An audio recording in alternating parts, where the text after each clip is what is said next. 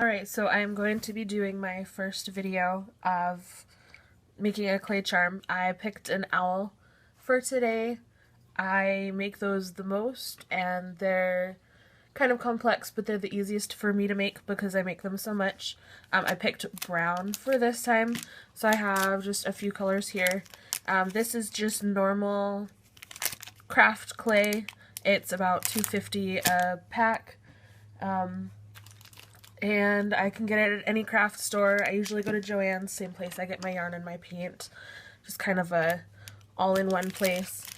Typical tools that I use, I have my X-Acto knife here.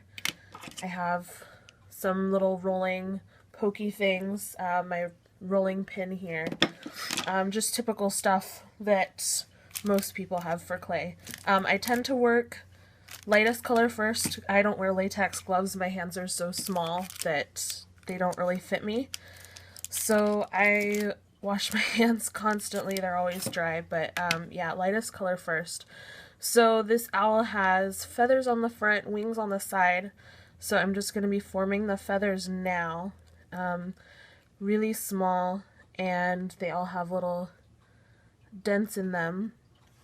And typically they have about 14 feathers on the front is what I like to do. Sometimes I'll do 12, just depending on the size that I make my owl. And I just kind of lay them out in order that I'm going to have them on the front. Just, you know, I'm like to be organized and whatever. I do stagger the colors. So my owls will have 3 colors usually. 1 color for the body, and 2 colors for the wings and the feathers. And then the eyes are always white with the black in the center. Just particular unless someone wants one, you know, in a different color. So I've been making these owls for about a year, and they are the most popular, what I sell the most of: hooks, charms, stitch markers, and so on. Most of what I make is for crocheters, just because it's kind of where my life is right now. So what I'm doing right now, I'm just conditioning the clay, just kind of make sure it's warmed up and soft and easy to use. Some of my clays are harder than others, some are a lot softer, so they're really sticky and they'll stain my hands. Definitely not fun. One of my greens does that constantly, so I try not to use it a lot. Coincidentally, it's the green that I'm using for my St. Patrick's Day hooks right now, this green here. Really hard to use, don't really like it, but just kind of one of those things that I have to do. So now I'm forming the feathers, the other color, and they don't really look great right now, but it'll all come together in the end.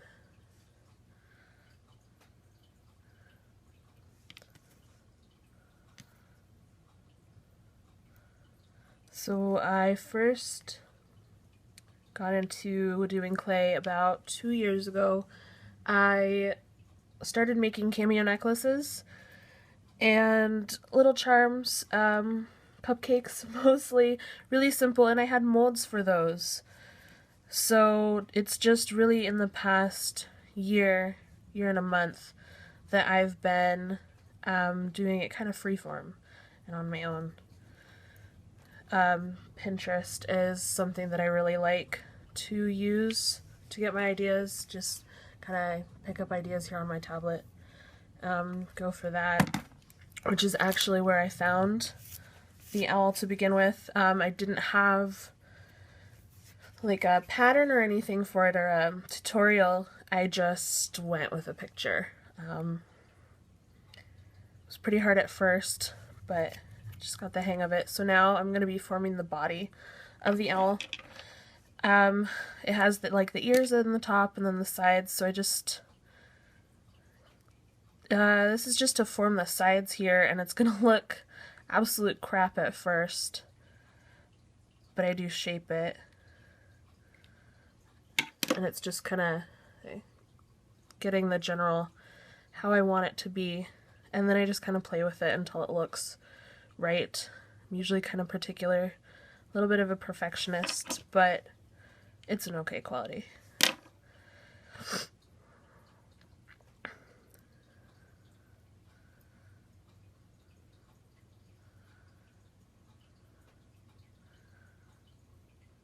So I think probably total I've made maybe 300 of these owls in the past year, which is a lot. I ended up getting the body of the owl in a shape that I am okay with. So now I'm going to be putting the feathers on the bottom.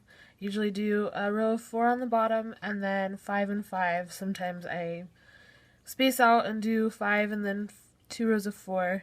I did reshape the feathers. They were a little bigger than I had liked. Like I said, I'm kind of particular, so anyway, I overlap them a little bit, you know, just kind of like it to look full, not like he's molting or anything, going bald.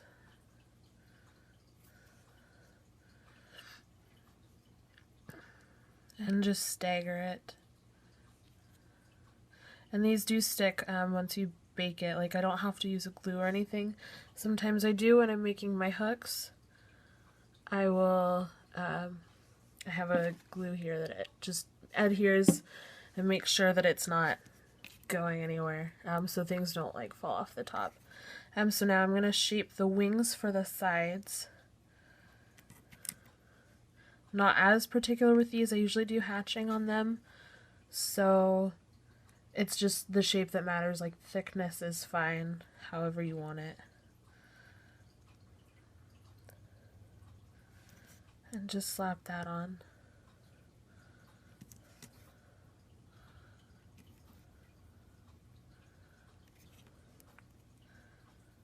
So the smallest that I've made one of these, probably the size of a dime. Biggest I've made is about the size that I'm working with right now. I don't know, $50 size maybe.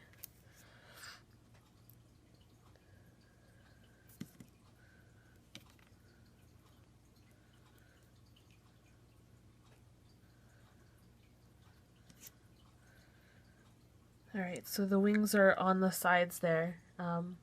Pretty okay. And now the next step is just to add for the eyes, the beak, and then I will be adding all of the little detail. So almost done here. And then these do bake in the oven at 275 Fahrenheit or 130 Celsius. It says 15 minutes for 1/4 of an inch thickness. I just do 15 minutes in general. Some of my hooks I only put in for maybe 10 minutes if I'm feeling kind of lazy. And they harden up like once they cool down. So it's not really much of a problem. You can just kind of fiddle with it and figure it out. So putting the eyes on, the black in the center I usually do really small. Because it always spreads out on me. So right now I'm just adding a little bit of the detail for the eyes. I don't know how well you can see it. Just a little something extra. And the black goes right in the center. Kind of flatten it a little bit. With the orange for the beak, I do detailing on that too. I kind of just do detailing on everything, make it look finished and not just slapdash. Little line down the side and 2 dots on the top, and then a little bit of detail on the ears. A line down the center of each feather.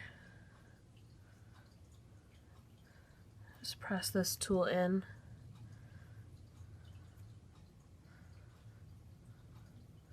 And a little hatching on the feathers, not too particular, no rhyme or reason to it, just a little bit.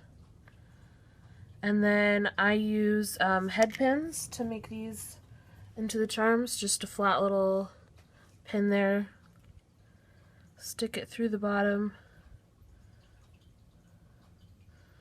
Comes out the top there. And then once it's baked, I can cut this here. I have a clipper here that I use. This is how I make it round, just little pliers. Stick it on a jump ring and it's good to go. So there's my owl.